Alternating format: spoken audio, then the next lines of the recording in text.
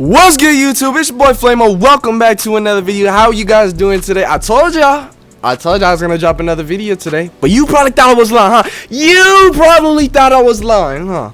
Well, we here right now, so that's all that matters. But anyways, today's video, we are gonna be reacting to This Girl Died Horrifically Twice. And this is by Mr. Ballen. I know he does like scary stories. I think it's like real life stories and stuff like that. So we're going to be checking it out. Now, if you guys are new to the channel, feel free to hit that subscribe button for me. We're on the road 3K subscribers. That being said, let's get straight into this video. Let's go.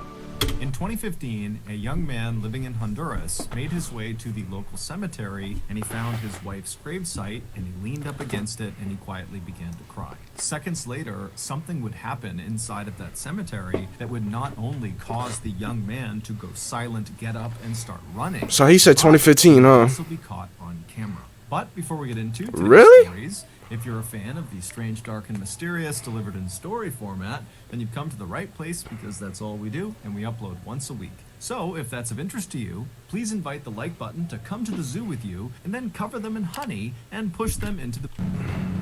Alright, that's good. In the spring of 2021, 52-year-old Texas resident Karen Davis got married, and then after the ceremony and after the honeymoon, she went through the process of changing her last name from Davis to McBride, to match her husband's last name. After the change was done, the last step was to get a new driver's license with the new name on it. So Karen emailed the local DMV, that's not that bad, Department of Motor Vehicles, to set up a time for her to come in and make the change to her license. Right. But after she sent that email, the local DMV immediately emailed Karen back, and they told her that they could not help her with this request until she resolved an issue. Now, they didn't specify what this issue was. However, they very cryptically said it had something to do with the state of Oklahoma. And then at the bottom of the email, there was just a phone number they told her she needed to call in order to resolve this issue. And so Karen's thinking, okay, that's pretty weird, but I did used to live in Oklahoma, so that probably has something to do with it. And so not thinking much of it, she punched this number the DMV had given her into her phone, and then she let it ring. A few moments later, much to Karen's shock, a woman from the Norman, Oklahoma District Attorney's Office picked up the phone and said, "How can I help you?" Karen immediately assumed that the DMV must have made a mistake, that maybe... Give me a sec, guys. This blanket is hot, man. It's summer, man. This thing is sweating on my back. That's better. Alright, let's continue. They were trying to get... Alright, we're back, guys. Because this was an Oklahoma problem, and they had mistakenly given her the number to the DA's office. But since she had this woman on the phone, Karen told her, you know, hey, I was just trying to get a new license in Texas. They told me there was some sort of issue. It had to do with me potentially living in Oklahoma. I don't know what it is, but this is the number they gave me. So I'm sure it's a mistake, but that's why I'm calling. The woman from the DA's office had no idea who Karen was, but after taking down Karen's information and looking on her computer, she discovered Karen's so-called Oklahoma problem. And after she explained to Karen what this enormous problem was, Karen literally couldn't believe it. But after this woman went over the details a few more times and really showed Karen that this Oklahoma problem was very, very real, suddenly everything in Karen's life made sense. For the last 22 years, Karen, who was incredibly smart and friendly and polite and never had a problem with anyone, had an incredibly hard time getting a job. Even jobs that she was extremely qualified for. So she had to commit a crime, because if it's hard to find a job, then that means you must have committed a crime, or it's just something really bad on your record. It has to be. That's the only explanation. Turned down for someone who was way less qualified. And then, in the rare times that Karen did actually get hired, she would always get fired for no reason. And so Karen never understood why she was being treated this way until now. It would turn out 22 years earlier, which is when Karen's hireability issues began, so she was 52, right? So that means she was 30, I believe. If I'm right, she should be at least 30. 22 years ago. Lived in Norman, Oklahoma, which is where the DA's office was that she would end up calling 22 years later.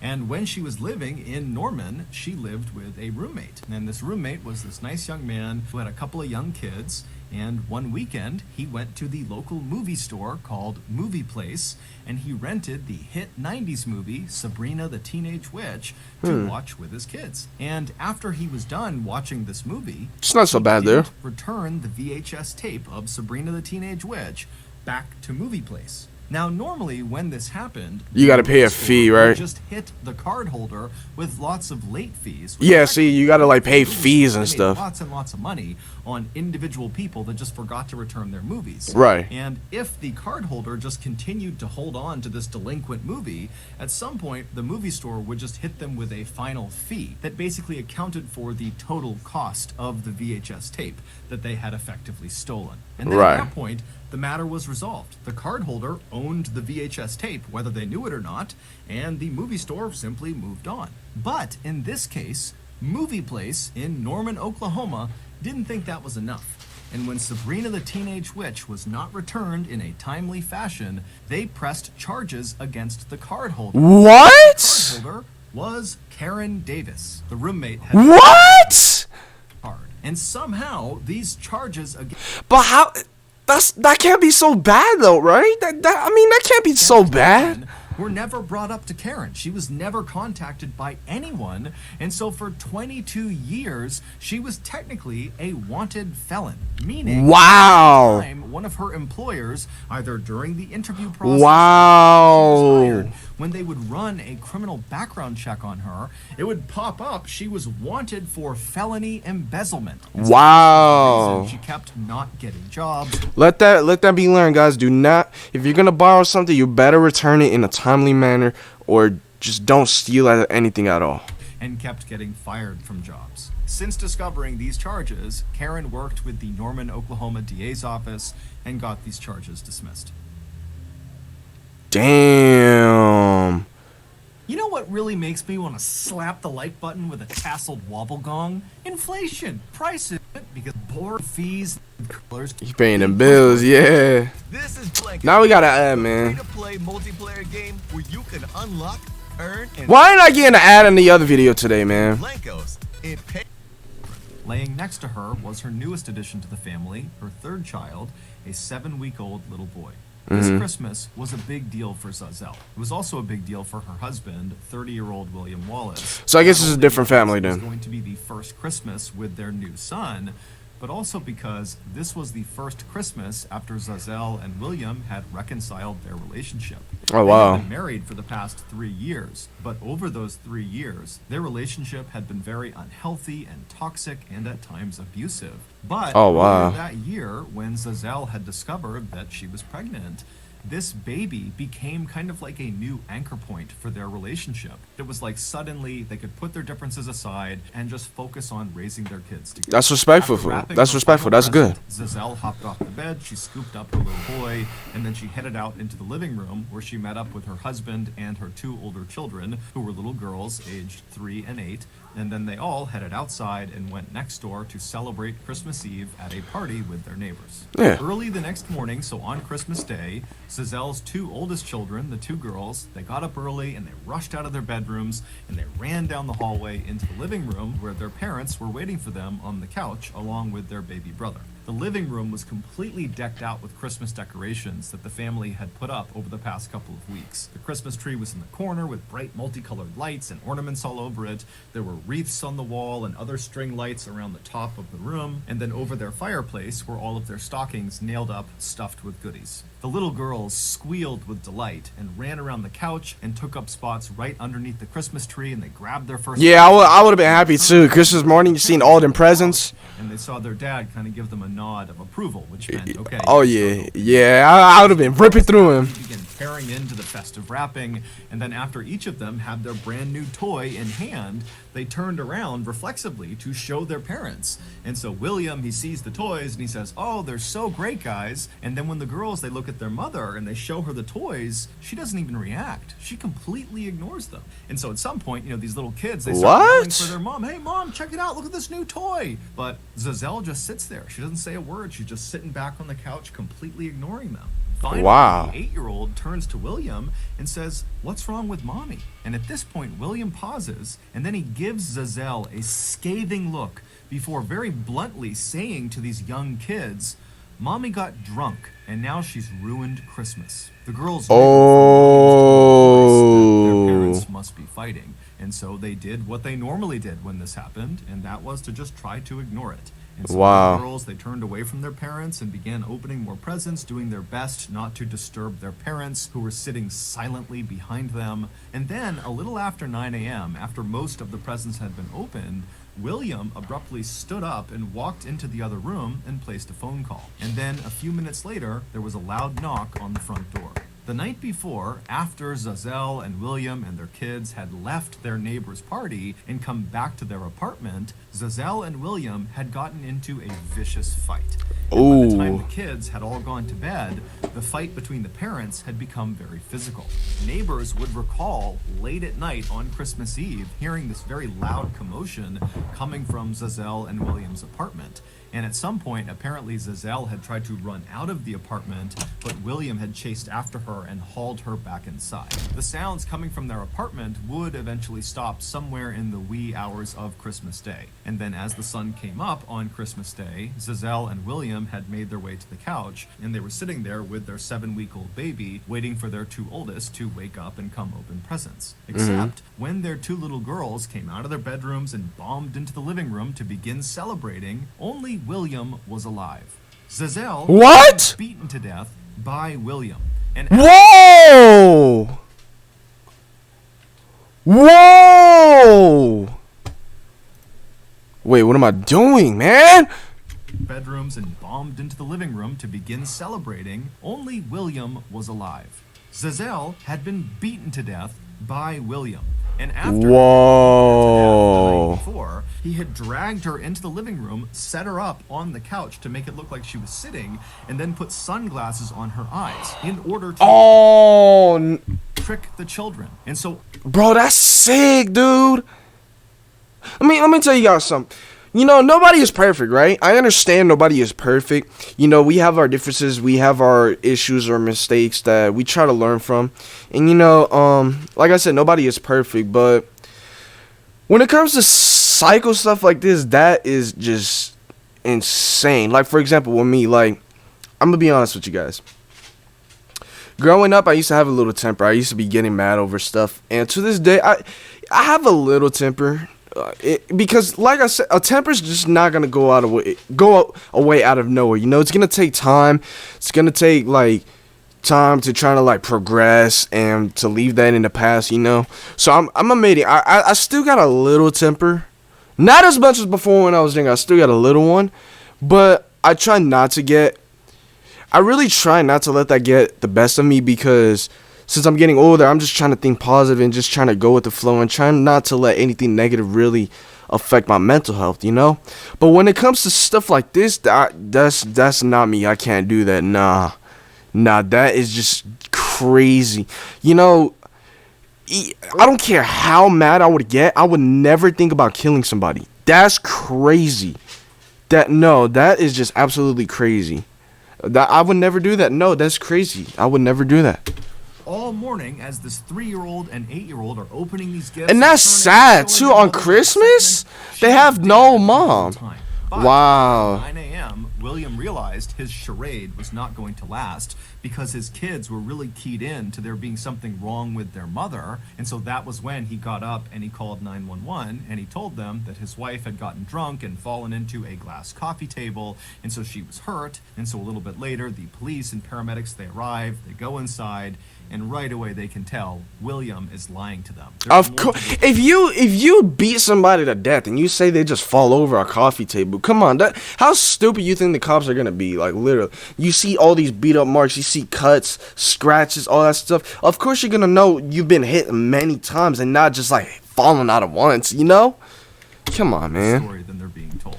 And so ultimately, William would be convicted of second-degree murder. Wow. And sentenced to 15 years to life in prison. As that's sad. 3 children, that's sad, man. Being looked after by her parents. That's sad, man. That is really sad, man. I was noticing a lot of hair loss. Started being known as car ain't got no roof. Definitely looked like it. So if I'm right, I guess these are different stories then, huh? Yeah, I guess these are different stories. The tomb. Let's see what this one's about. In August of 2015, 16-year-old Nacy Perez suddenly woke up in the middle of the night. As she lay there scanning around the dark, tiny room that she was in, it dawned on her that the most likely reason she had just woken up is because she really needed to use the bathroom.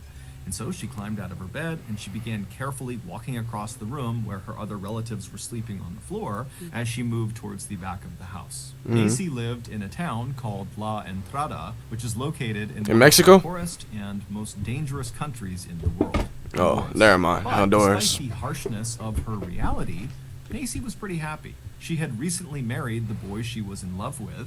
His name was Rudy, and the two of them were both very excited about their first child, which was due in a matter of months. So Nacy reached the back of her house, she pushed open the back door, and she stepped out into the hot night air, and then she made the familiar walk across her backyard toward the outhouse. But Nacy would never reach the outhouse. The next morning, Nacy's mother woke up first. Her name was Maria, and as she passed by the back door, she looked outside, and she saw Nacy lying on the ground. And so Maria, she screams, she runs outside to her daughter, and she flips her over, and she's looking at her, and Nacy is unresponsive, and she's foaming at the mouth. Now, in a part of the world where healthcare was not top-notch, not even close. And Honduras is known for being an extremely religious part of the world. And so Maria did not think, oh, I should send my daughter to the hospital, or I should call a doctor.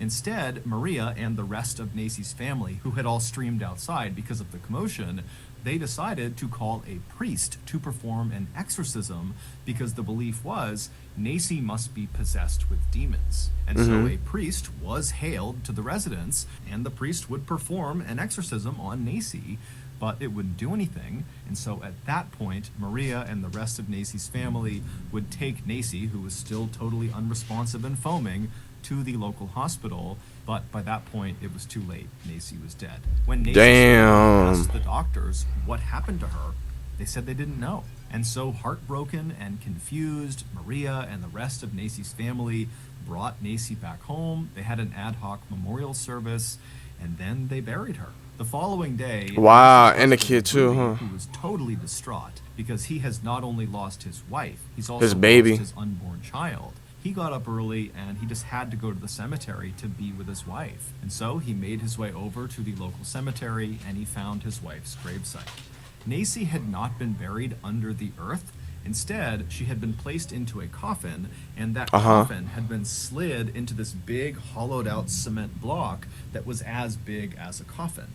And then once the coffin was slid inside, they walled up the opening. So basically her gravesite was this kind of freestanding big cement block. And so Rudy finds Nacy's cement block, and he goes up right next to it, and he leans up against it, and he begins to quietly sob. But just seconds later, he would hear something in that cemetery that cause him to go completely silent, stand up, and sprint away. What happened? Before, approximately 1 or 2 hours after Nacy's coffin was slid inside of that cement tomb and walled up, Nacy woke up. She was never dead. It's what originally caused Nacy to collapse outside of her house. But they said she was dead. But that don't make sense. That don't make. How can you? That don't make you. You just can't come back to. That doesn't make sense. Nah, that doesn't make sense. On the way to the outhouse, but the two leading theories are: one, she had a severe panic attack caused by a nearby gunshot, or two, she had a severe episode of cataplexy. Cataplexy is the sudden, uncontrollable loss of muscle function, often brought on by very strong emotions. A mild case could be just having your knees buckle for a second. A severe case, which is what they believe could have happened to Nacy, would result in basically complete paralysis. But whatever the case was, the doctors at the hospital got it wrong. When Nacy was brought to them, she was not dead. And so Wow. when she woke up inside of her coffin that was encased in cement, she began shrieking and trying to pound up against the inside of these tight walls that were pressed up against her. And at some point, she even managed to force her hands up near her head, and she shattered the glass window that sat in her coffin that looked Wow. at her face. She broke the glass, but it didn't help her at all because, again, it's just cement on the other side. And so glass shards fell into her mouth and into her eyes. Whoa. Screaming and trying to fight her way out for over 24 hours. What? Anybody's attention, but nobody heard her. No. Her husband, Rudy, he leaned up against her. Yes, the husband. Right up against Yes. the cement and began to cry. And that's when he heard through the cement the sound of his wife calling out for help. Rudy instantly ran and got help, and he and his family came back, and they broke open the side of this tomb, and they pulled Nacy's coffin out, and even though she was now unresponsive, she had a faint heartbeat. And so they rushed her to the hospital, but by the time she got there, she really had died. Nacy had finally just run out of oxygen, likely within minutes of her husband finally hearing her screams. Wow. So that's gonna do it. Dude, that's sad, man. You know,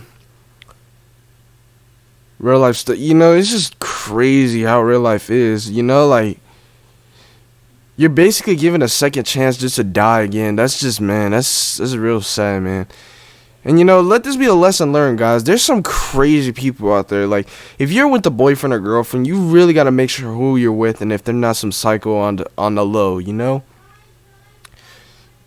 Hey, that's the one good thing about being single. You know, you ain't gotta worry about no drama. You ain't gotta worry about no nothing. You ain't gotta worry about nothing. You know what I'm saying? But yeah, guys, for you relationship people, really be careful, man, and just question yourself if that's the right person. You know, we just want everybody to be safe, man. But yeah, guys, hope you guys enjoyed that little scary video. It's your boy Flamo. Enjoy the rest of your day. Tune into the next video. Yes, sir.